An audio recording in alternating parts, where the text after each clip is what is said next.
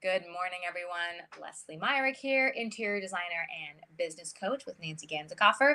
It is Monday Makeover, which I love, and we are here again with Robin White of RDW Design Studio. Good morning, Robin. Morning, Leslie. How are you? I am doing well. I'm always excited. I love talking websites. I am a total nerd when it comes to websites.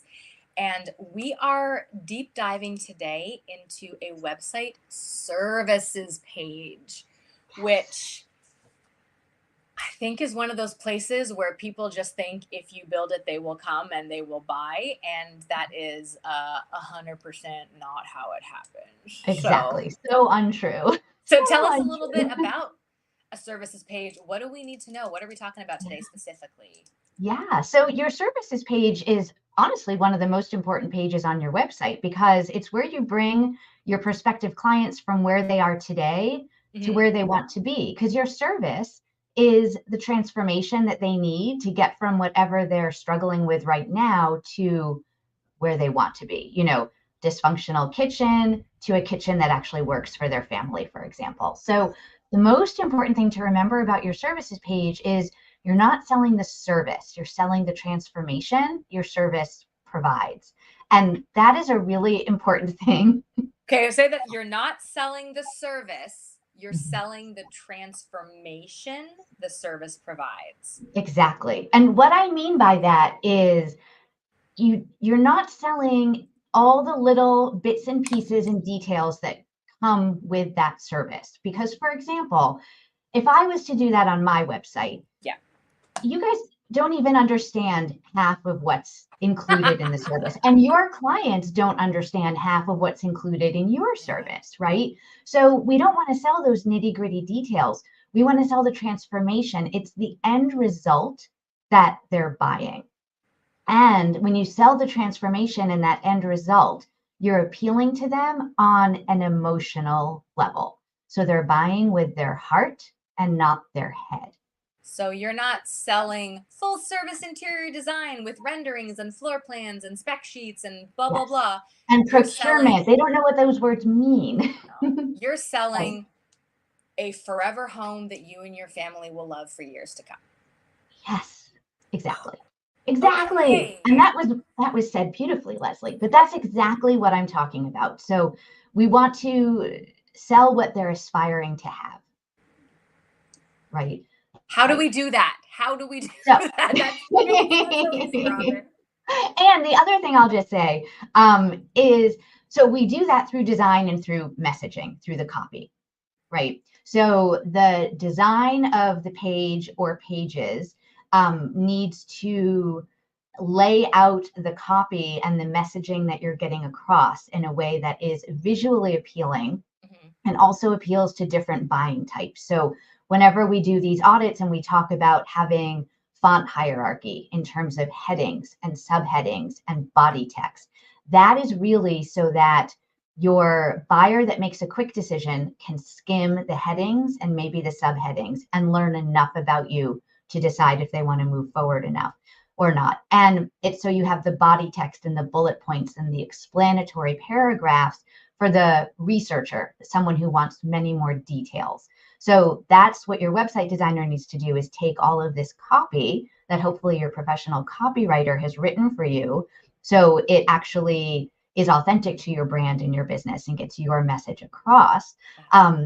Your website designer's job is to lay all of that out in a very aesthetically pleasing way that is going to actually appeal to the different buying types and get them to convert. That is very technical. And very, but I love like it's so obvious. We see websites all the time with this, with these hierarchies of Yeah. big heading, subheading, bullet points, text. And I think we're used to seeing it, so we don't think that it's Mhm. maybe important. It's just like it's just how it's done. But Mhm. there's reasoning behind this because you're Yeah. right. People are going to scan the headings. They Mhm. might read the subheadings. Some really keen people are going to sit there and read every word, but Yeah. not everyone. So you want to make sure that people are seeing very clearly what you're offering and how it helps them. Exactly. And we want to make sure we're using your images in lots Mm-hmm. of different places on that page as well, because a picture is worth 1,000 words. Emotional So buy-in from the clients. exactly. Exactly. Yeah. And it gives the eye a place to rest a little bit, not reading. Makes sense. Yeah. Yeah. So today we're actually looking at Brooke Craig Interiors services page. And thank you, Brooke, for volunteering. Yes, And if thank you. anybody else would like to have a page of their website audited by us, you can send me a message. You can send Leslie a message. You can make a comment on the video, and we will reach out to you to get you on the schedule. But Brooke, thank you. And I'm not sure if everyone can see this, but right in between Leslie and my our names at the top in our photos, you can see services in Brooke's menu, and there's a little drop down area. Brooke actually has quite a few services pages. And one thing that I will say about that is sometimes we do want to think about having more than one services page, and it really depends on what your services are and who your services are for. So you can see she has staging, design, color, and home organization. So and then she's got some more submenus beneath that. Yeah.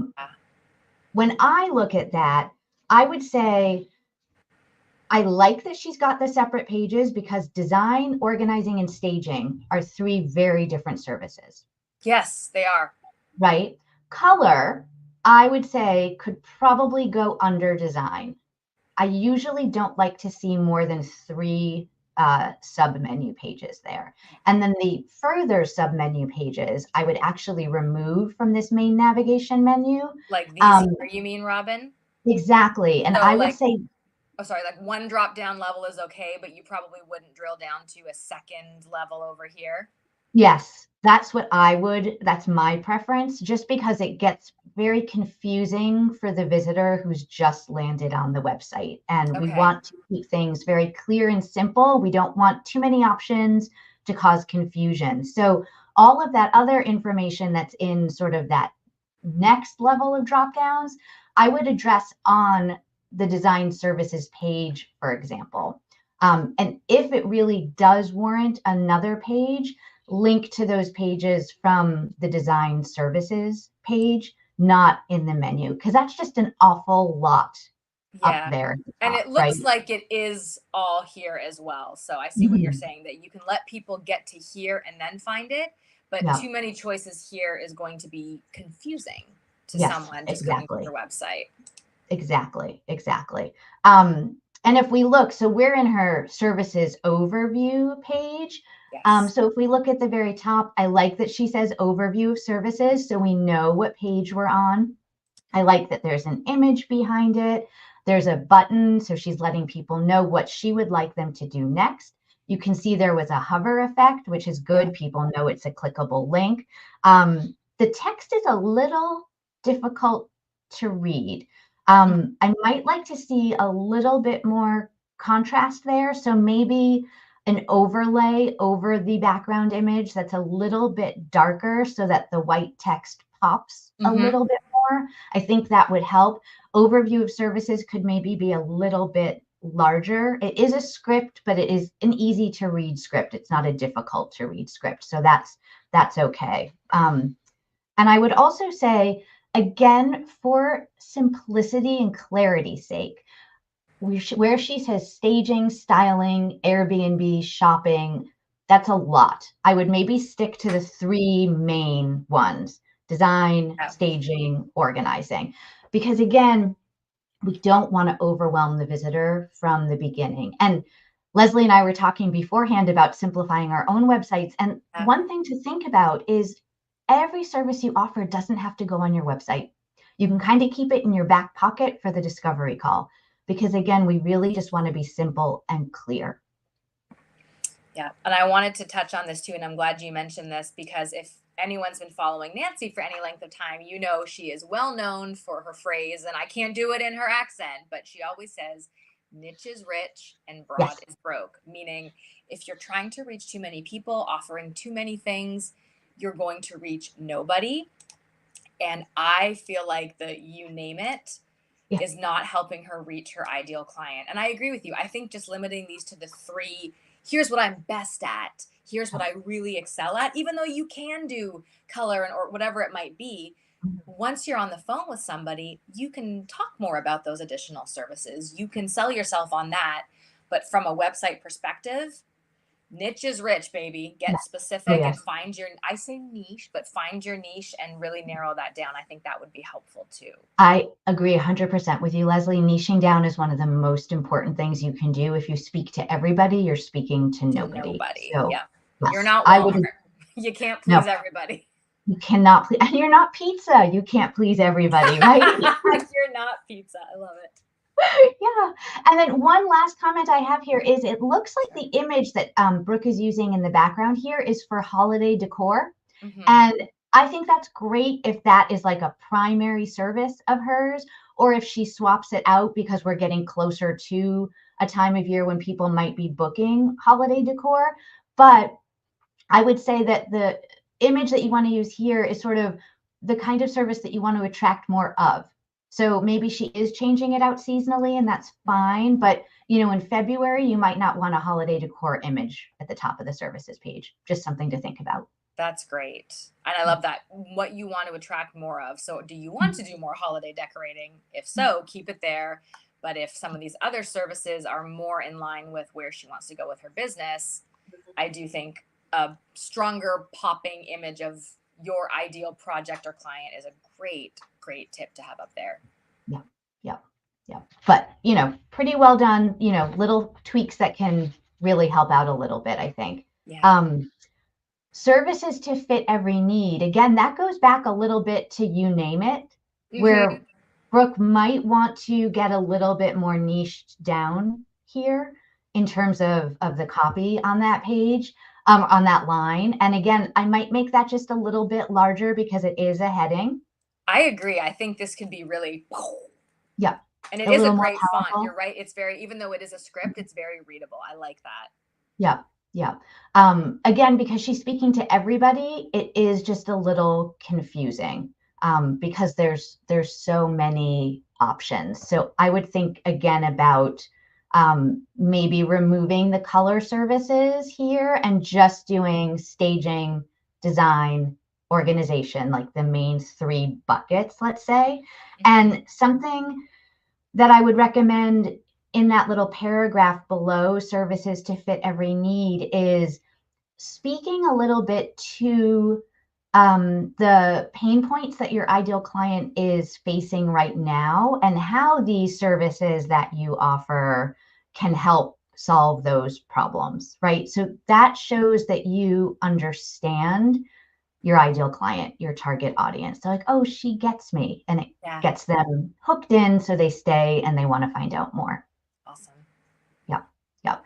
For each of these services areas, I love that we're linking now off to the full page about that Yes. service, but something that could be useful because again, we want to design for different buying personalities, and someone who's making a quick decision isn't going to click over to another page, right? They're Okay. going Interesting. fast. So, staging services, how about a little sentence underneath it? Like right here.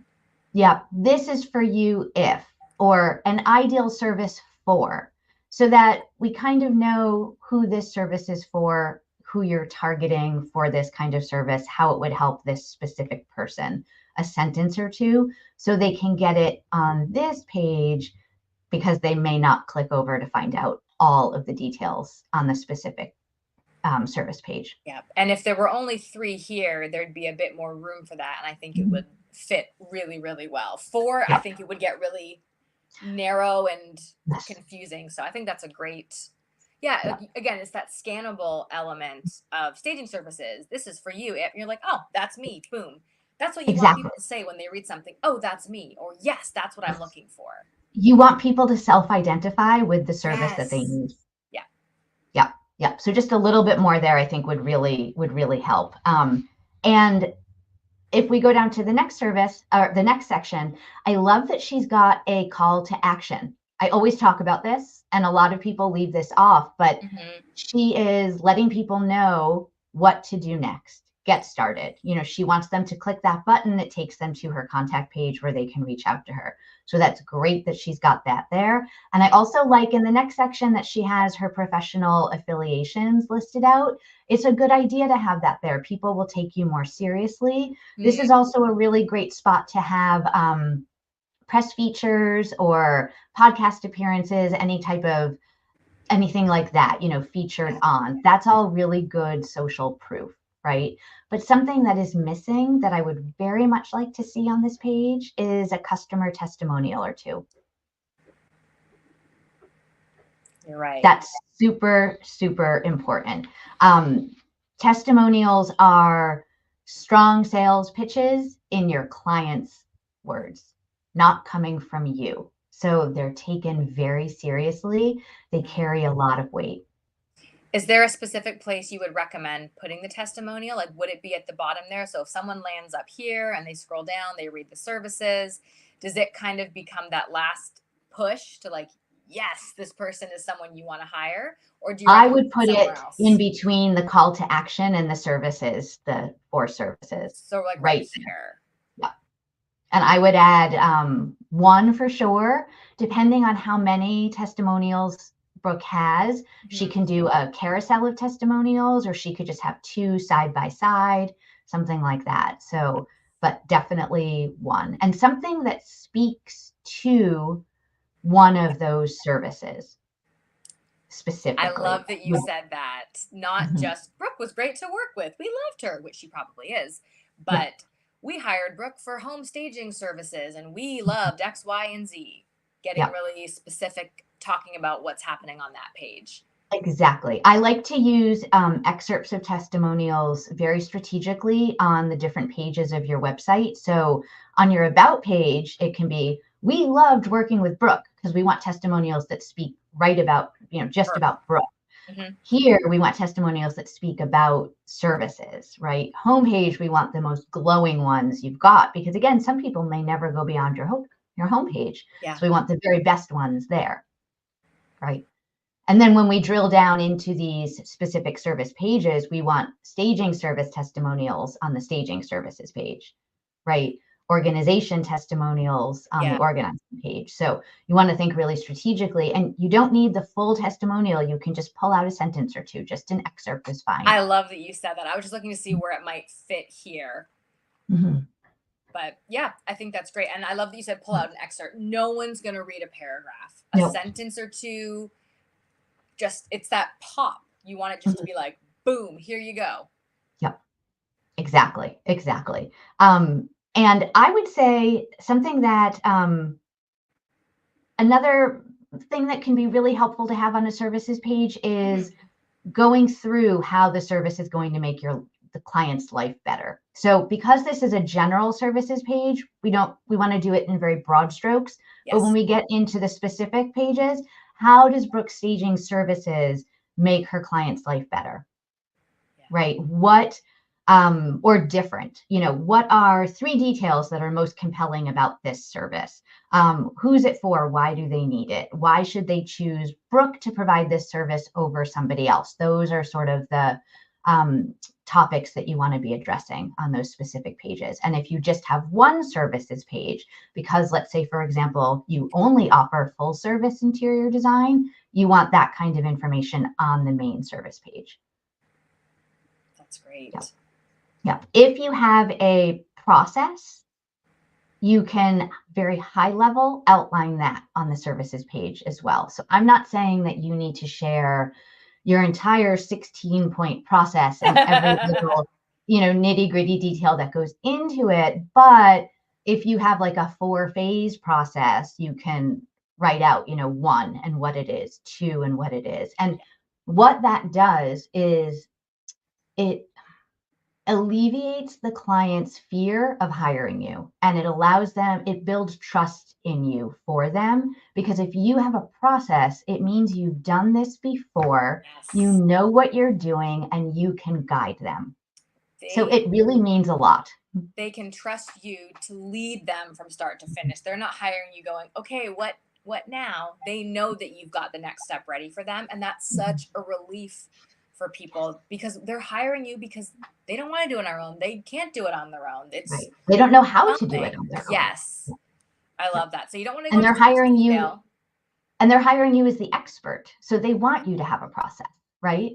And if you are very process oriented, like I am with my website design, it is something that you want to share on your website, again, high level. And it's something you want to discuss in your discovery call if it's something that is important to how you work. Yeah. Yeah. Yeah. I would also say an FAQ section can be very useful on the a services page. Yes, it Okay. can. Yep, it sure can.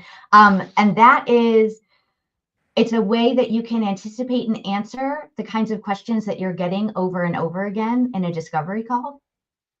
It can also be really good for SEO, because when you're doing searches and there's that people also ask section, and that can link to websites. So your website designer should make sure that your FAQ, again, I'm going to get technical, is set up properly. It's a schema it's a certain kind of schema that you need to choose so that it can be seen by Google as a question and answer section.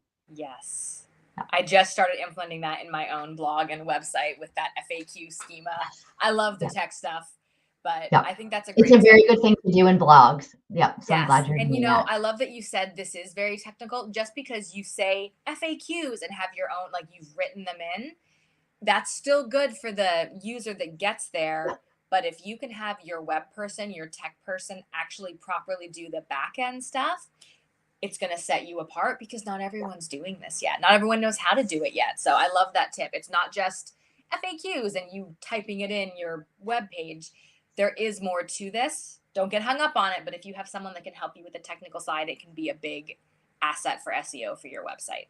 Yes. And the other thing that I'll say is the FAQ that's on your services page really does need to be geared much more toward your target audience and the kind of questions that they would be looking to have answered, which is not necessarily what Google is pulling for their section. But that's why blogging is so good, because in a blog where you're talking a bit more generally, you're not specific about your own services, you can try to get in those questions and answers that a more general public might be looking for answers to, so that your website pops up there. Gotcha. So use the blog for more general, let's get found on Google and get people here. On your services page, you really want to be specifically thinking about what your ideal, favorite, best, most wonderful clients would be asking before hiring you. Yeah. Yeah. So for example, like Google is going to want a question like, how much does an interior designer cost? Yeah. That's not what you're not going to write that on your own services page. You're going to be like, what do your services cost? And again, you're not going to give them the price in either location on your website, blog, or services page. The answer might be very similar, but the kind of question that would appeal to the person on that page needs to be written very differently. Yeah, and it could even be, what should I be prepared to invest in a kitchen remodel? Yep. Exactly. Yep. So, and then I think there's one more section at the bottom, just her footer, which I always do like to comment about, because I absolutely love the fact that Brooke has her legal policies here. Yay. Really well done. Fantastic. I know I always harp on that. And it's great that she's got her contact information here. She's got information about her service area. She's got her social media icons. So she's done a really good job with the footer. Well done. One tiny little improvement I would suggest is maybe having a to the top arrow. So when people do get down here, if they do want to navigate to another page, they can go right up there. And as I'm saying this, I'm seeing that she has a sticky header. So her menu actually stays up there. So forget what I just said. I guess you don't really need it to the top, because your menu is always visible, which is great. So really well done in that section. Fabulous. Yeah. So I would say, really simply, Brooke, just a couple of housekeeping details, just simplifying the services, trying to keep it to a maximum of 3, just so we're keeping it really simple and clear for the visitor, so there's no overwhelm. That's what we always want to make sure we eliminate, is any type of overwhelm, because when they're a confused buyer doesn't buy, they just leave, and we want them to stay on your website. And it feels very counterintuitive to simplify, to pull, but we want Mhm. people to know what we've got. I think Yeah. of restaurant menus, like when you go to the Cheesecake Factory, which I've been to a couple times, that Yeah. menu is like a phone book, and I'm aging myself with the phone book reference. But I mean, there's too many choices. I am never satisfied because I'm like, but what if? But I don't know. And then you go to like a beautiful high end restaurant, and there's Mhm. maybe like three appetizers, Yes. three or four entrees, two desserts. Thank you. I'm like, and I feel so much more confident making a decision off a very nice, clean one-page menu versus a spiral bound book with 1,000 choices, even Yeah. though that high-end restaurant could probably do anything I wanted. It's the experience. It's as a Mhm. user, Yeah. you want to simplify and say, hey, I got you. Here's what you need to choose from. One of these is for you. And if it's not, people can self select and get out of there, and that's fine. But before we went live, Rob and I were talking about simplifying and paring down and how I'm doing that in my own website and business. And a quote that I heard recently by Marie Forleo is simplify to amplify. And that just Yeah. slapped me in the best way possible. I was like, yes, it's simplifying is actually how you're going to amplify your message, amplify your reach, because it's so clear who you are, what you do, who you serve, who Mhm. you can help, how you can help them, Yeah. and those people are drawn to you like a magnet. So, That is the most brilliant quote. I'm going to have to use it somewhere. Thank you so much for sharing it. And it is absolutely true. As soon as you pick a lane and stick in it, um, you you reach more people and you reach I more of know. the kind of people who you want to work with. Bingo. I work with interior designers. That's who I call out on my website. That's who I call out in my social media. And a lot of people say to me, but that's so limiting. It's just one industry. Like, how do you get enough inquiries? I do, because people are drawn to me because I have that expertise, because I work with that specific industry. You Right. understand us. You understand what we need out of a website. Exactly. Yeah, Exactly. So it can be a really scary thing, but it pays off in the long run. it does. Yeah. Yep, I love it. Well, I want to thank Brooke for being vulnerable and putting her website up. I think that takes a lot of courage to have someone Mhm. look at your website and assess it. And I hope there were great tips for Brooke and for anybody else watching, because I find that with my own website, it's my baby and I love it. And I'm so close to it that it can be hard to get that outside view Yeah. and see it from the perspective of a potential client, someone who's just found you on Google. Yeah. And I loved your tips. I think simplifying is tough to do, niching down is tough to do. And that's really what will set you apart as a designer if you can do those things. Yeah. For sure. For sure. Yeah. I hope this was really helpful, Brooke. And thank you again for volunteering. Yes, we appreciate it. All right. Yeah. Thank you very much, Robin. If anyone is interested in what magic you are doing on websites with web design, you can find out about Robin at rdwdesignstudio.com. She does amazing work and we love having her here every month. So thank you again, Robin, and we'll see you next month. All right. Thanks, Leslie. All right. Bye. Bye, everyone.